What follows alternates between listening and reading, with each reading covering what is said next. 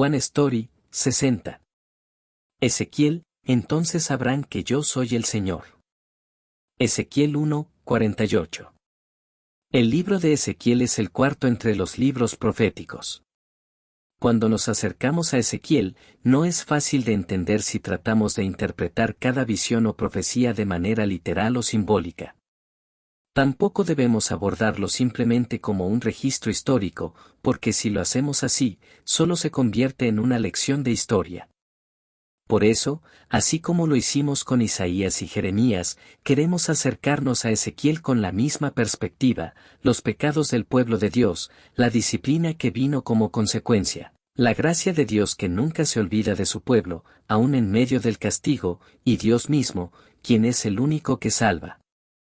Es decir, queremos prestar atención al tipo de reprensión que Dios está hablando a través de Ezequiel.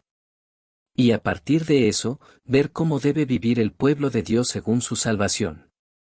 Y por supuesto, el centro de esa salvación es Jesucristo. Contexto histórico de Ezequiel. Ezequiel nos dice que recibió su visión de parte de Dios en el 5º año del destierro del rey Joaquín, el día 5 del mes. Después de la muerte del rey Josías, el pueblo puso en el trono a su tercer hijo, Joacás, también llamado Salum. Pero Joacás hizo lo malo ante los ojos del Señor. Fue depuesto por el rey de Egipto después de solo 3 meses.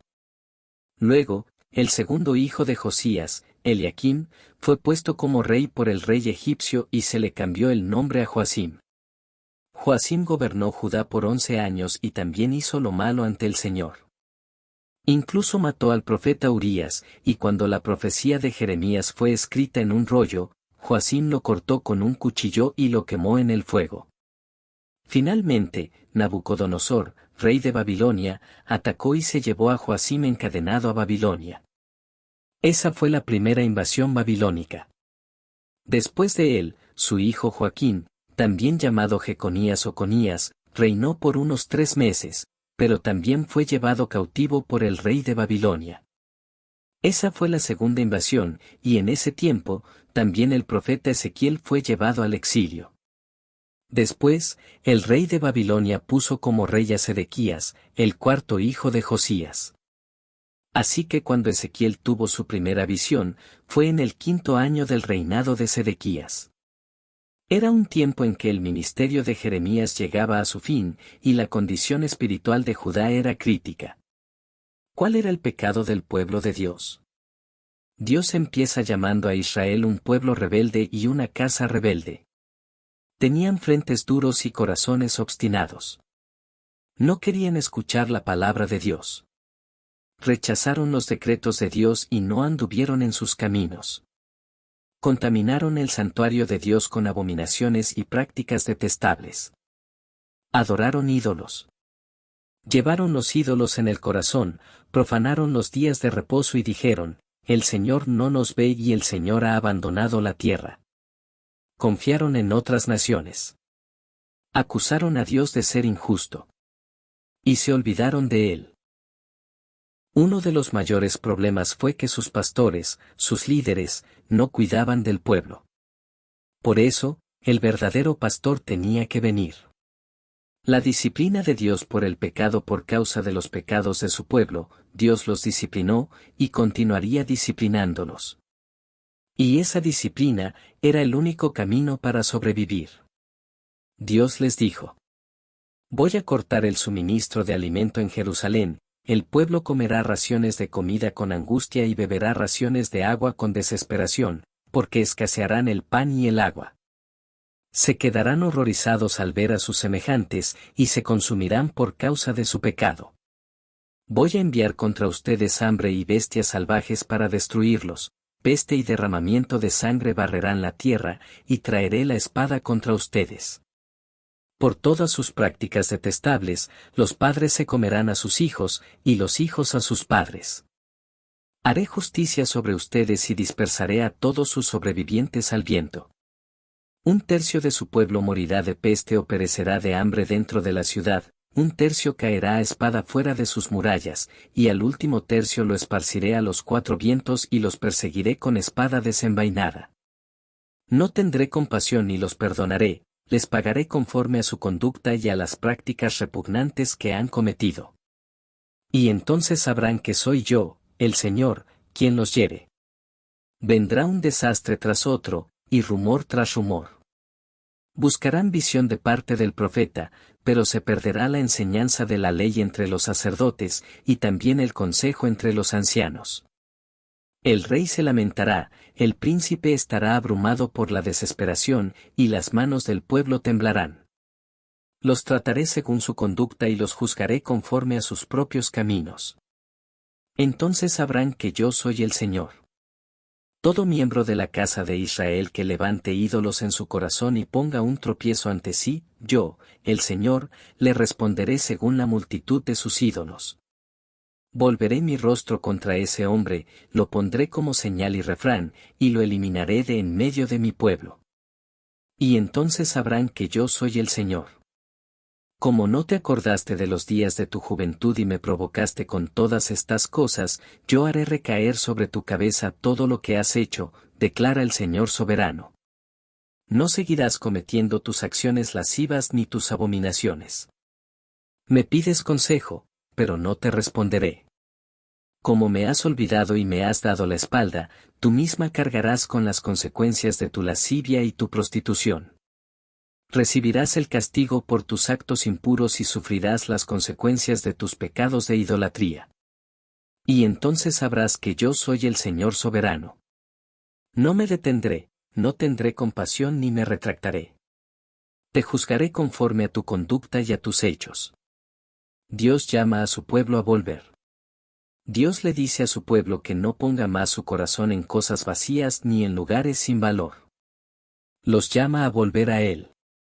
Y una y otra vez, Dios dice a su pueblo, entonces sabrán que yo soy el Señor.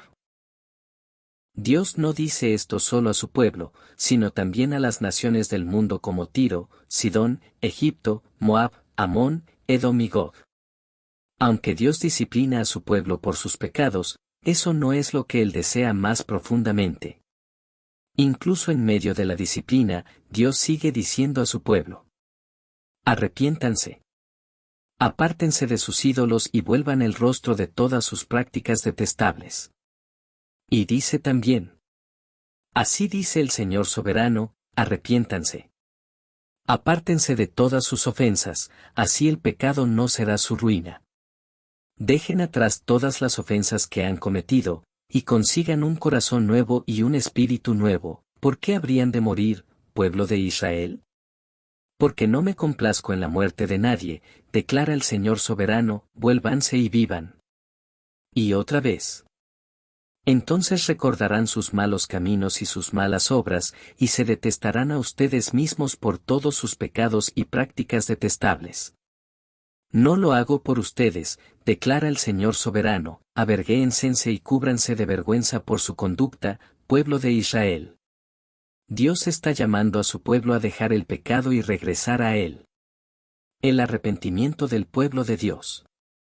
En el libro de Ezequiel, no hay muchos registros de arrepentimiento real por parte del pueblo. Pero ya vimos el arrepentimiento del pueblo de Dios en el libro de Isaías, y también en el libro de Jeremías, quien profetizaba al mismo tiempo desde otro lugar, en Judá. El juicio de las naciones. Al igual que en Isaías y Jeremías, en Ezequiel también Dios habla sobre el juicio a las naciones. Dios declara juicio sobre Amón, Moab y Seir, Edom, Filistea, Tiro, Sidón, Egipto. Pero incluso en medio de su juicio sobre las naciones, Dios repite que restaurará a su pueblo. Para las naciones, la disciplina de Dios termina en destrucción. Pero para su pueblo, aún en medio de la destrucción, hay esperanza. La salvación pertenece solo a Dios. Y ahora, Dios proclama su salvación. Eso ocurrirá con certeza en la historia. Y se cumplirá con seguridad en los cielos nuevos y la tierra nueva. El único que lleva a cabo completamente la salvación es Dios mismo. Es Dios quien pagará el precio por los pecados profundos y fundamentales de su pueblo, pecados que ellos jamás podrían cargar por sí solos. Primero, Dios lo deja muy claro. Ustedes son mi pueblo. Y Dios también dice, yo soy su Dios, y ustedes son mi pueblo. Y es Dios mismo quien lo hará realidad. Dios declara: les daré un corazón íntegro y pondré un espíritu nuevo dentro de ellos. Les quitaré el corazón de piedra y les daré un corazón de carne. Entonces seguirán mis decretos y cuidarán de cumplir mis leyes. Ellos serán mi pueblo, y yo seré su Dios. Recordaré mi pacto contigo en los días de tu juventud, y estableceré contigo un pacto eterno. Y cuando yo haga expiación por todo lo que has hecho, te acordarás y sentirás vergüenza, y nunca más volverás a abrir la boca a causa de tu humillación, declara el Señor soberano. Reuniré al pueblo de Israel de entre las naciones a donde fueron dispersados, y les daré la tierra de Israel. Vivirán allí seguros, construirán casas y plantarán viñas. Estarán seguros cuando yo castigue a todos sus vecinos que los despreciaron. Entonces sabrán que yo soy el Señor su Dios. Yo mismo apacentaré a mi rebaño y les daré descanso, declara el Señor soberano. Buscaré a las ovejas perdidas y haré volver a las descarriadas. Vendaré a las heridas y fortaleceré a las débiles. Pero a las gordas y a las fuertes las destruiré. Yo apacentaré al rebaño con justicia. Haré un pacto de paz con ellos y eliminaré a las fieras salvajes del país, para que puedan habitar con seguridad en el desierto y dormir tranquilos en los bosques. Bendeciré a ellos y a todo lo que rodea mi colina. Enviaré lluvias a su tiempo, serán lluvias de bendición. Ya no devorarás a tu gente ni dejarás estéril a tu nación, declara el Señor soberano. Les daré un corazón nuevo y pondré un espíritu nuevo dentro de ustedes, les quitaré ese corazón de piedra y les daré un corazón de carne. Y pondré mi espíritu dentro de ustedes y haré que sigan mis decretos y obedezcan mis leyes. Pueblo mío, abriré sus tumbas y los haré salir de ellas, los llevaré de regreso a la tierra de Israel. Entonces, ustedes, pueblo mío, sabrán que yo soy el Señor, cuando abra sus tumbas y los saque de ellas. Pondré mi espíritu dentro de ustedes y vivirán, y los estableceré en su propia tierra. Entonces sabrán que yo, el Señor, he hablado y lo he hecho, declara el Señor. Ya no se contaminarán con sus ídolos ni con imágenes detestables ni con ninguna de sus rebeliones, porque yo los salvaré de todas sus desviaciones pecaminosas y los purificaré. Entonces serán mi pueblo, y yo seré su Dios. Haré un pacto de paz con ellos, será un pacto eterno. Los estableceré y multiplicaré su número, y pondré mi santuario en medio de ellos para siempre. Mi morada estará con ellos, yo seré su Dios, y ellos serán mi pueblo. Todo esto, toda esta obra de salvación, Dios la hace por causa de su santo nombre. La salvación es Jesucristo, el Mesías que había de venir. El primer libro profético, Isaías, ya nos dio una descripción detallada del Mesías venidero, Jesucristo. Así que, al igual que en Jeremías, en Ezequiel no vemos ese mismo nivel de detalle sobre el Mesías. Pero Dios lo deja muy claro. Pondré sobre ellos un solo pastor, mi siervo David, y él los apacentará y será su pastor. Yo, el Señor, seré su Dios, y mi siervo David será un príncipe en medio de ellos. Yo, el Señor, he hablado. Dios declara que el verdadero pastor vendrá de la línea de David. La misión del profeta. El profeta Ezequiel clamó, pidiendo misericordia a Dios. Dijo: «Ay, Señor soberano, ¿vas a destruir por completo al remanente de Israel en esta descarga de tu furor sobre Jerusalén?» Aún así, Ezequiel fue llamado por Dios y cumplió su misión profética. Y Dios le dijo: «Diles. Así dice el Señor soberano. El que quiera escuchar, que escuche, y el que no quiera, que no escuche. Porque son un pueblo rebelde. Así es. No todos volverán a Dios. Solo aquellos que forman parte del remanente, los escogidos por la gracia de Dios, como ya vimos en Isaías, solo ellos regresarán. La restauración del pueblo de Dios. Después de que muchas naciones vean la gloria y el poder de Dios, entonces el pueblo de Dios reconocerá que Él es su Dios. Las naciones sabrán que los israelitas fueron llevados al exilio por causa de sus pecados. Y Dios, por el bien de su nombre, y por amor apasionado, hará volver a su pueblo que había sido cautivo. Y después de que todo sea restaurado, el pueblo de Dios sentirá vergüenza. Se arrepentirán de todos los pecados que cometieron. Fue Dios quien permitió que su pueblo fuera llevado al exilio. Y es Dios quien los traerá de regreso a su tierra. Y ese mismo Dios no dejará ni a uno solo de los suyos disperso entre las naciones. Dios ya no esconderá su rostro de su pueblo. Dios derramará su espíritu sobre ellos. La gloria mostrada en la visión de Ezequiel. Más adelante, Ezequiel ve una visión de la ciudad. Dice: en el año 25 de nuestro exilio, al comienzo del año, el día 10 del mes, 14 años después de la caída de la ciudad, ese mismo día la mano del Señor vino sobre mí y me llevó allí. Eso significa que habían pasado 25 años desde que Ezequiel fue llevado al exilio junto con el rey Joaquín, durante la segunda invasión de Babilonia. Y habían pasado 14 años desde la tercera invasión, cuando Jerusalén fue finalmente destruida. Por medio de esta visión, Dios le muestra a Ezequiel la gloria que disfrutará su pueblo restaurado, no porque lo merezcan, sino por pura gracia y por la obra soberana de la salvación de Dios. Dios mismo volverá a su pueblo. Él habitará en medio de ellos. El nuevo templo será construido, su relación con Dios será restaurada, se establecerá una nueva adoración, y el pueblo de Dios volverá a presentarse ante Él. Dios repartirá nuevamente la tierra restaurada entre su pueblo. Todo esto se cumplirá por medio de Jesucristo, quien es el verdadero templo, y por medio de la obra abundante del Espíritu Santo. El río que fluye del templo. Ezequiel describe así el manantial de agua que fluye desde el templo. El hombre me llevó de regreso a la entrada del templo, y vi que salía agua de debajo del umbral del templo, hacia el oriente. El agua bajaba desde el lado sur del templo, al sur del altar. Me sacó por la puerta del norte y me hizo dar una vuelta por fuera hasta la puerta exterior que da al oriente, y el agua fluía desde el lado sur. El hombre avanzó hacia el oriente con una cuerda de medir en la mano, midió 500 metros y me hizo cruzar el agua, que me llegaba a los tobillos. Midió otros 500 metros y me hizo cruzar el agua, que me llegaba a las rodillas. Midió otros 500 metros y me hizo cruzar el agua, que me llegaba a la cintura. Midió otros 500 metros, pero era ya un río que no pude cruzar, porque el agua había crecido tanto que era un río para nadar, un río que no se podía cruzar.